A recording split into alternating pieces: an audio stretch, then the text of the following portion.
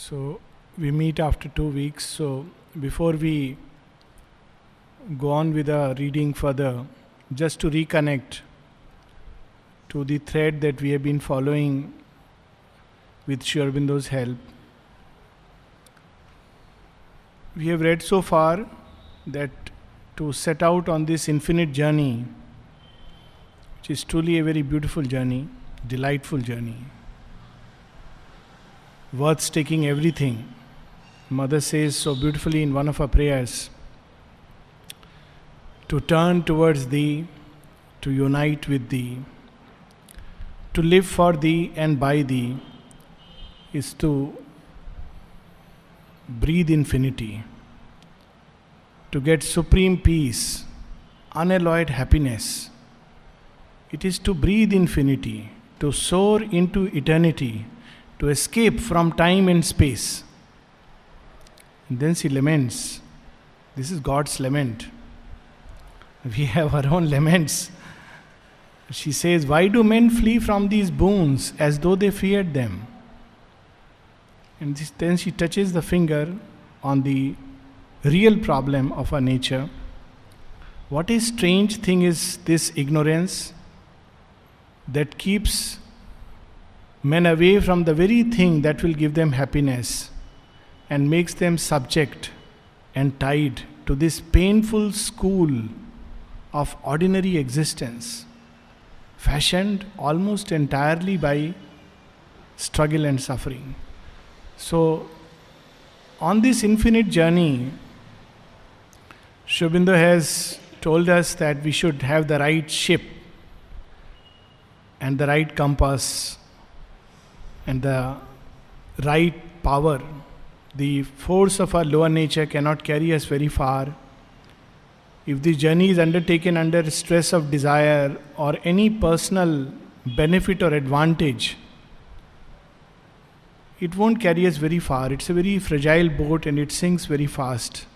In the synthesis, he speaks of this. He says it's important to know about the difficulty of the journey and the long and arduous path, and that's why he says it's necessary to have faith, because otherwise there is nothing more easier to man than to curse God if a little time is taken, if things don't go our way.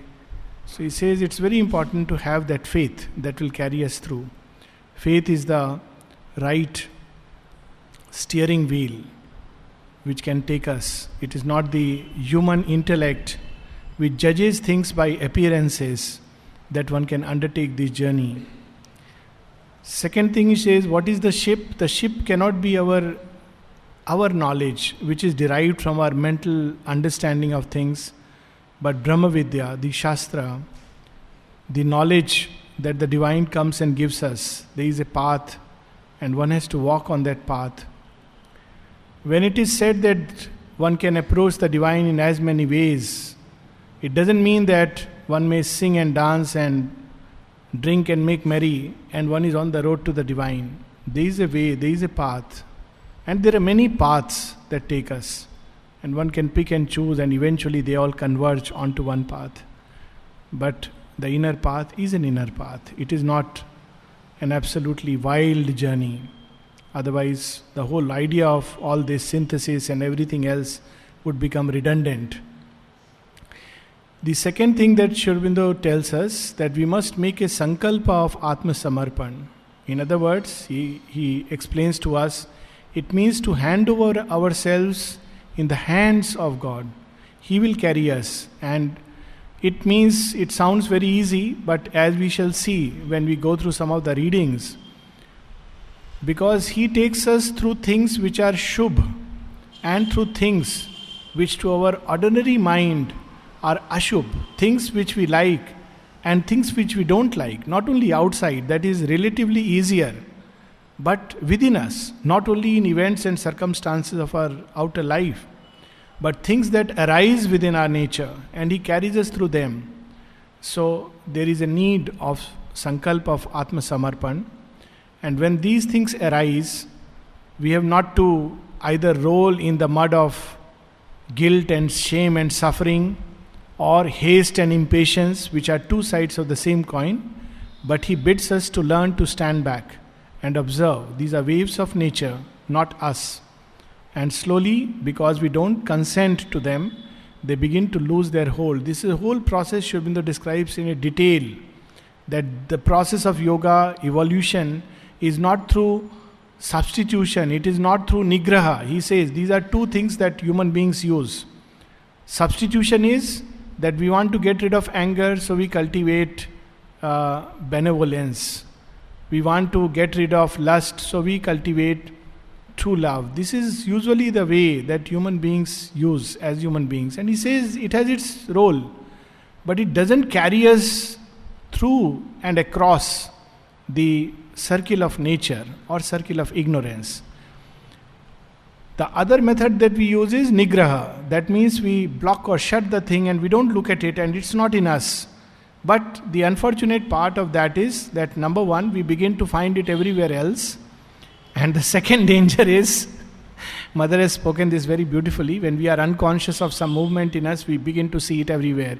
It's like that movement strikes us in the face. Here am I, here am I, here am I.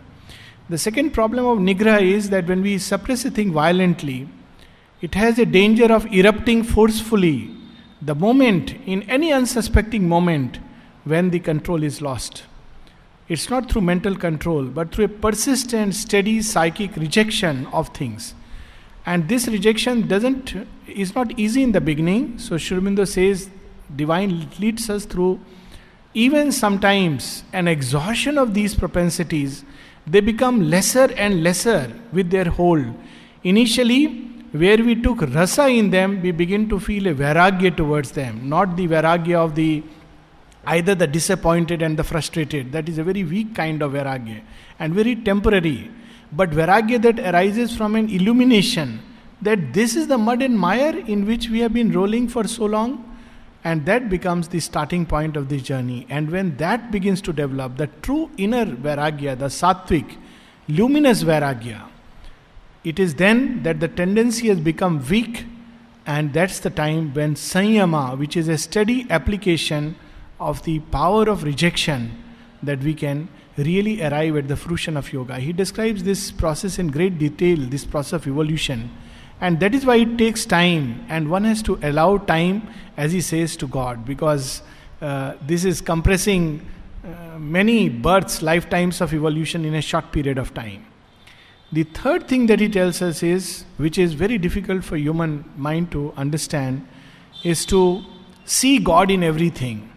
Now this becomes a real problem, because if we see God in everything, how are we to act?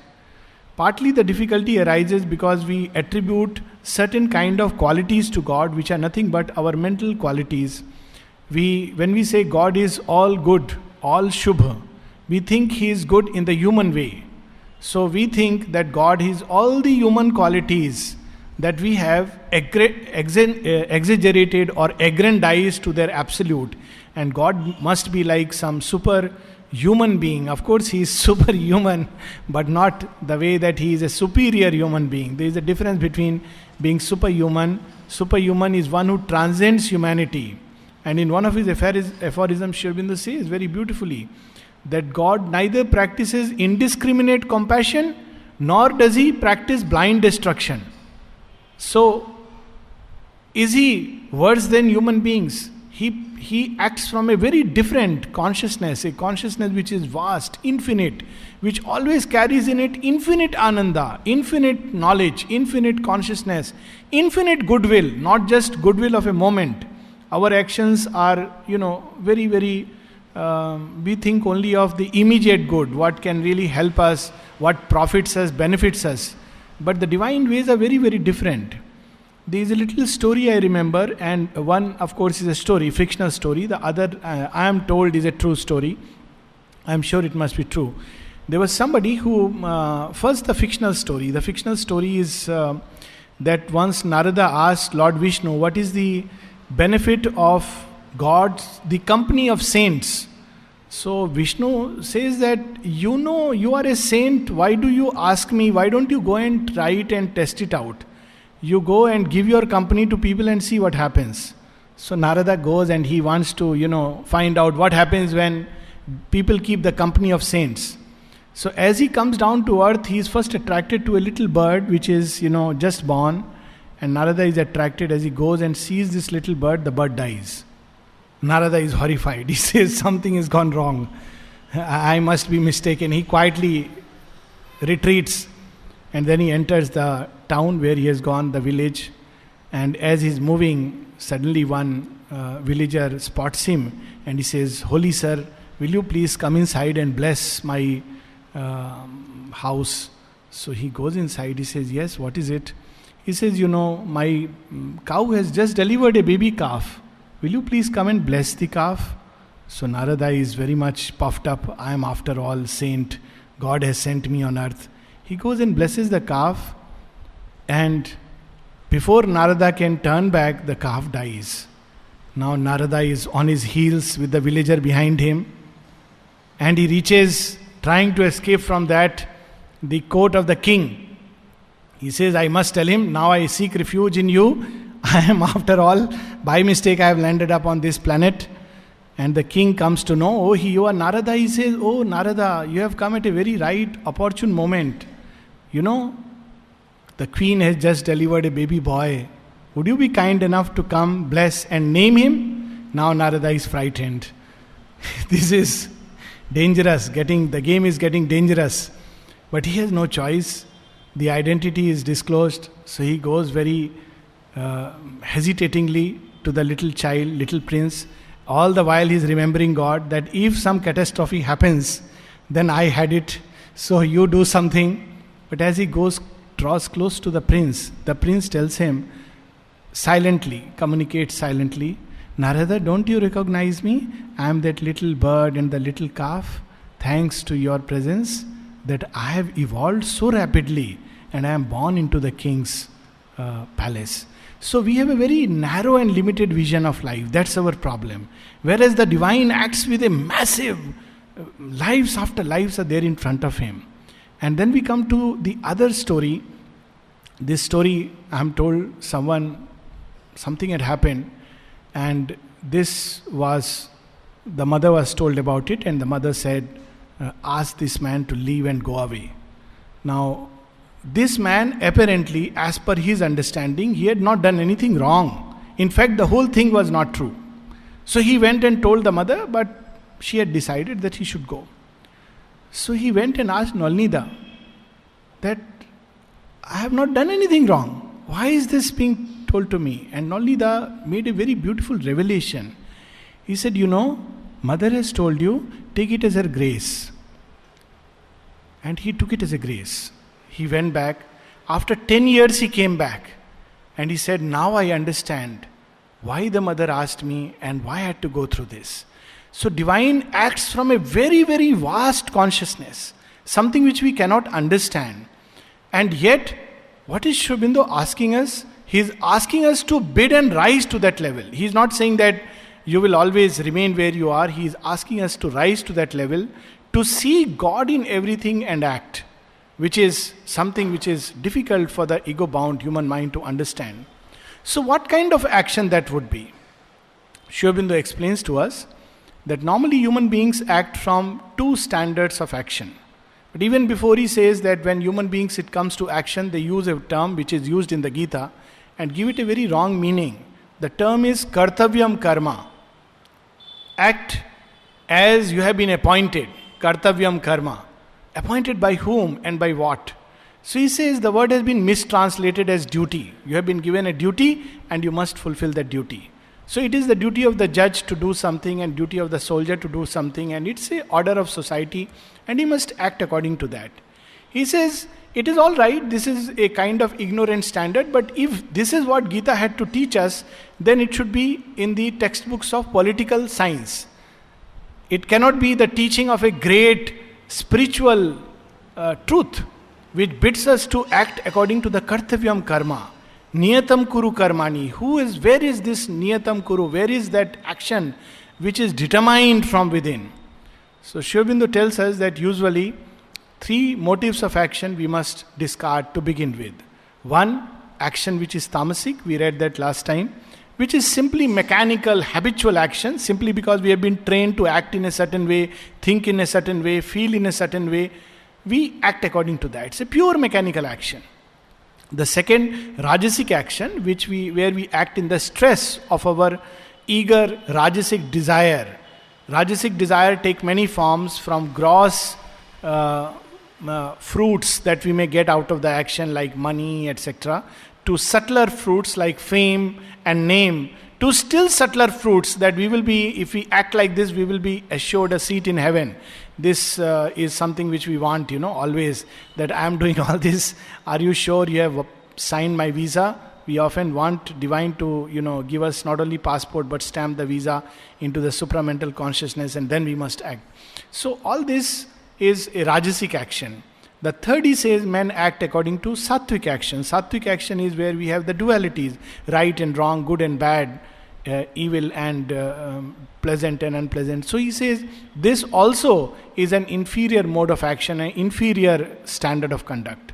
So we are asked to rise above it. Trigunati, this is the first condition, when no more any personal preference is driving us, which means a tremendous amount of sincerity inside. So what should be the next mode of action? So in other words, we have to find a yardstick of action that is either deeper than our superficial play of gunas, or it is outside us, beyond the realm of the tamasic, rajasic and sattvic ego. So he says there are two standards which men follow or have followed so far to try it out.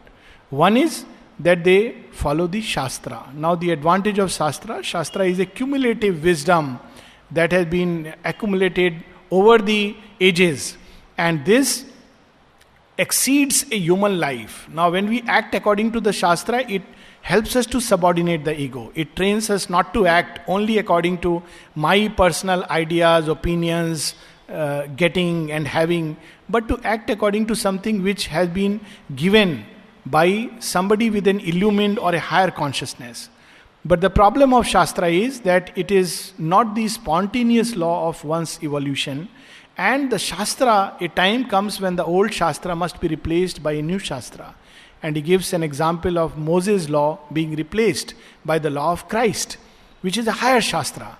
So especially during the times when we are transiting from one mode of nature to another, like now from the inferior mode of nature to the higher, the old Shastras do not give the right standard of conduct, what should be the right action.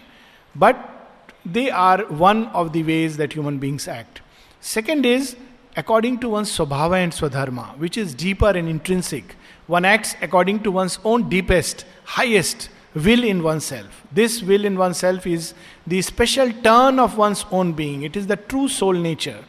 Now here again, the Gita speaks a lot about acting according to Swadharma and Swabhava. But again at the end, and that's where Sri Aurobindo's yoga begins, we are led to that point where Sarva Dharman Parityaja Mamekam Sharanam Vraja. That even the deepest Swabhava and Swadharma does not become the determinant factor of action, because it is the infinite Shakti that must drive us. So this is the crossroad where humanity stands. On one side, it can act according to tamasic, rajasic and sattvic modes, or it can act according to a Shastra or according to Swabhava and Swadharma. But Sri Aurobindo is asking us to act according to something still higher, and that's what he has called as a God-driven action. And then he says one thing which he makes very beautifully clear. What is God-driven action? It doesn't carry in it the anguish and the stress of a rajasic spirit, but it carries along with it an infinite knowledge. In the sense that the whole knowledge unfolds itself as one moves along. The action is justified by something which is foreseen, it is seen. Again, it carries with it an infinite ananda. This action is not, normal our human action is always accompanied by either an immediate thrill of getting a result, or with frustration, disappointment, sadness if things don't go according to us. But a God-driven action carries with it an infinite ananda. This ananda increases, and it is based on an infinite calm. Even if it takes centuries, millenniums, one acts because this is the thing to be done. There is a very beautiful little passage of Sri Aurobindo where he says, even if I saw that all smashed, I would look beyond the smash to the new creation. What a beautiful thing. Even if everything were to collapse, even if I saw that all my efforts will come to nothing, yet I must act. That is a God-driven action, where even in the highest things that one is doing, one is not attaching oneself with the ego. In one of the prayers of the mother, which really takes time to understand, the mother says, even in things where we think that we are progressing well and it is, a work given to us by God, we must yet act with a disinterestedness. That even there we should not put a rajasic over eager spirit. So it's a very long journey that they have opened before us, and one sign that we are on the right track is there is a growing calm and ananda and illumination. If these three things are growing and replacing the inferior modes of tamas, rajas and sattva, then we know we are on the right track. And if these three things are not growing, on the contrary, we are becoming more and more frustrated, more and more disappointed, then something is amiss. And that's where we'll read some beautiful passages. We'll continue from the yoga and its objects. So here Sri Aurobindo tells us, what is kartavyam karma? It is very difficult to say, gahano karmano gati. Most people would translate kartavyam karma by the English word and idea duty. If asked to define it, they would say it is the right and moral action. What people understand by right and morality, what you yourself conscientiously think to be right, or else what the good of society, the nation, or mankind demands of you. But the man who remains bound by these personal or social ideas of duty, necessary as they are for the ignorant to restrain and tame their clamorous desires and personal egoism, will be indeed what is called a good man, but he will never attain to the fulfillment of the yoga. So he makes it very clear that yogin is bid to rise higher and beyond these personal standards. Then he gives us two simple sutras to act. It is not easy for us, full as we are of the sanskaras of ignorance, to arrive at this stage of knowledge, but there are three stages by which it can be rapidly done. So one is, one acts according to the best and the highest light, but does it with a complete offering, with no insistence on the results or the time taken. So this first sutra that he gives us is, according as I am appointed by thee, O Rishikesh, seated in my heart, so I act. What this has entered into your when this has entered into your daily life, it will be easier to accomplish the second stage and live in the knowledge. So first stage is that whatever is our highest, we act according to that, but offer it, dedicate it completely to the divine, that you take charge and responsibility, and I am acting according to your prompting in my heart. It may be an erroneous and ignorant prompting. The second stage is, God stands in the heart of all beings, whirling round all, as on a wheel by the maya of the three gunas. You will then be able to perceive the action of the three gunas in you and watch the machinery at its work. No longer saying, Tatha karomi, I do, but seeing that the gunas work in us. So this standing back is to enter into a deeper fount of knowledge and action. Sri Aurobindo elsewhere says that the action of the yogin may be very strange. He will not act where people think he should act. Ordinarily, we expect that one should act wherever one's personal safety is concerned, because it's an egoistic standard, or the fulfillment of desire is concerned. But a yogi may not act where personal preference is concerned. Whereas many times he will hurl himself into an action which may bring all kinds of even dishonor and disrepute. So what is that action of yoga? This is to draw from a deeper fount of knowledge. The third stage comes out of the second by full realization of God, or of itself by the grace of God. Not only will the Purusha stand apart and be Trigunatit, beyond the three gunas, But the Prakriti, though using the gunas, will be free from their bondage. Now, this is where Sri Aurobindo has spoken of a very interesting transformation. Transformation not only of our inner consciousness, transformation not only of the instrumental nature, but transformation of the very gunas, of the very, it's almost like the three lower powers, they get transformed into their higher equivalents. So what happens to these gunas? Sattva as we know it will disappear into pure prakasha and jyotihi. Which means it is not the mind which will try to analyze, reason out and think, I should do this or I shouldn't do this. And it will end into all kinds of debate, analysis, consultation with doctors, lawyers, engineers and XYZ. The mind will be full of a growing prakash and jyoti, which will reveal what is the thing to be done and the way to do it. So this is the change of sattva. In fact, Sri Aurobindo has a very beautiful term for it in Synthesis. He says, as this illumination grows, the galley slave labor of the mind is dropped away. So the mind has to, constantly think, analyze, even after an action. Even a sattvic person keeps analyzing and debating, did I do a right thing? Did I do a wrong thing? Was it the right thing to be done, not to be done? And he is torn by all kinds of conflict. They go away because yoga is to be free from conflicts, from all dvandas, dualities. In fact, Sri Aurobindo says there are three conditions to be fulfilled for a God-driven action.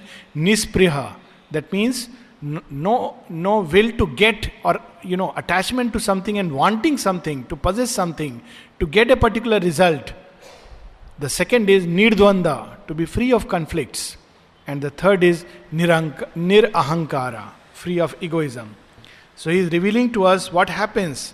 Sattva will disappear into prakasha and jyoti, and the nature will live in a pure, free and infinite self-existing illumination. By infinite is meant that the mother has said that the supramental being will have practical omnipotence and practical omniscience. Now it doesn't mean that one becomes an encyclopedia of knowledge. It means that at a point of time, whatever is required to be known will be known. And as one moves on, whatever next is to be known will be known spontaneously, not through a process of analysis. And then practical omnipotence, the means and the consciousness and the power will be given for what is to be done. It doesn't mean that, one is at the mercy of desire and can do anything one wishes and wills. So, this is the change of sattva. Tamas, as we know it, will disappear into pure sama or shanti. And the nature will take its firm stand on an infinite and ineffable rest and peace. There is a very beautiful line in Savitri which describes this state of transformation of rajas and tamas, as we'll see the transformation of rajas also, where he speaks of force one with unimaginable rest. And I am told that this is one of the lines which Amalda liked very much. Force one with unimaginable rest. This unimaginable rest comes because tamas changes into shantihi and sama.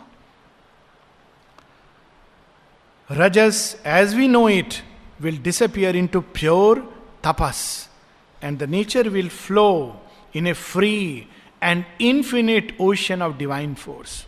All the energy that is required to do a work will be given. And then one can understand why the mother used to say so simple ways, that when I give a work, I give all the necessary knowledge and consciousness to do it. And if you don't feel it, there is something wrong with you. In fact, some of our exhortations are so interesting. She says, my children have no right to fall sick. And she says, you do the work and you will get all the energy that is necessary for the work. And if we are not getting it, if we are getting tired, fatigued, that is indeed we do experience it, that means we have to really look within, what's gone wrong? Is my work being done under the stress of the ego, or am I doing too much under the stress of a rajasic impulsion? What are the things that I need to, work out within my nature? But the work that she gives, for that she gives all the knowledge and all the consciousness and all the energy. On that foundation of calm and in that heaven of light, we can take a little liberty and add, and in that embrace of Mother's infinite love, action will occur as the spontaneous, objective expression of God's knowledge, which is one with God's will. So, this in our action, knowledge precedes, will follows. Of course, there are three stages. The first is will precedes, knowledge most of the time is used to cover up our will. We act according to our impulse and we use buddhi to justify our impulse. So, this is the ordinary course of action. Then one becomes a little sattvic, then one thinks, debates, analyzes, reasons, acts afterwards. So, knowledge precedes, will follows. This is the sign of a person who is developing. But in God driven action, knowledge and will are spontaneous. There is the illumination and there is the power and the force given along with it and the will. So, this is one of the characteristic of the supramental action, where will and knowledge are not divorced. This is the condition of infinity, anantya, in which the struggle of bound and limited sattva, rajas and tamas is replaced by a mighty harmony of free prakasha, tapas and sama. And even before you reach that condition or the way to it, you will find that some mighty force, not your own, not situated in your body, though possessing and occupying it, is thinking for you, feeling for you, acting for you, your very body as well as your mind and heart being moved by that force and not by yourself. So very often, because this is what one wonders, that when one stops taking interest in the egoistic sense in the world, one doesn't act with a particular result or motive. How does one act? In fact, one acts much more mightily, and this mighty action is accompanied with an infinite joy. This is one of the signs of this action. You will enjoy that thought. This is one of the signs. Beautifully says that thought is accompanied with joy. It leads to a growth of delight. That will is accompanied with delight, because at the root of everything there is delight. And the closer we draw to that spontaneous delight behind the universe, the vaster is our consciousness and the more we are attuned with the divine will. The action that is attuned with divine will is always accompanied by that state of joy. You will enjoy that thought, feeling, action, but will neither possess nor be possessed by it. Your actions will disappear without leaving in you mark or trace. This is called freedom from gunas and freedom from bondage to action. Because one has not acted under impulse of any rajasic desire or egoism. The action has come. There is a beautiful aphorism of Sri Aurobindo that I am not a jnani, I am not a bhakta. Who am I then? I am like a leaf driven by the tempest of God. This is called being driven by God. And the leaf has no business where it is picked up and where it is driven. And no stain, no mark is left on that action. Your mind, heart, body will not be yours, but God's. You yourself will be only a center of being, knowledge and bliss through which God works in that Adhar. It is to becoming more and more what is called in the Gita as God possessed. This is the condition in which one is utterly tat chitta, given up in all his conscious being to God, in which there is utter fulfillment of the description, one whose state of being is free from egoism and whose understanding receives no stain. This is the surrender of action to which Sri Krishna gives so much importance. So surrender of action is not inaction. It is not complacency. It is not indifference. It is not non-action. Actually, there is nothing like inaction, because inaction is an action. Human beings are constantly called upon to make a choice. When we refuse to make a choice, it becomes a choice. Nature makes a choice for us. And we cannot say that, we are free from the bondage because we have not acted. This is the whole gospel of Gita is that. Whether we act or we don't act, we have made a choice. And that choice has repercussions. So instead of making choice according to ignorance, we must make choice in knowledge. Or rather, let knowledge make the choice in us and for us. Laying down all actions upon me, with thy whole conscious being in Adhyatma Yoga, become free from desire and the sense of belongings. Fight. Let the fever of thy soul pass from thee. So this way we'll stop today and continue next week.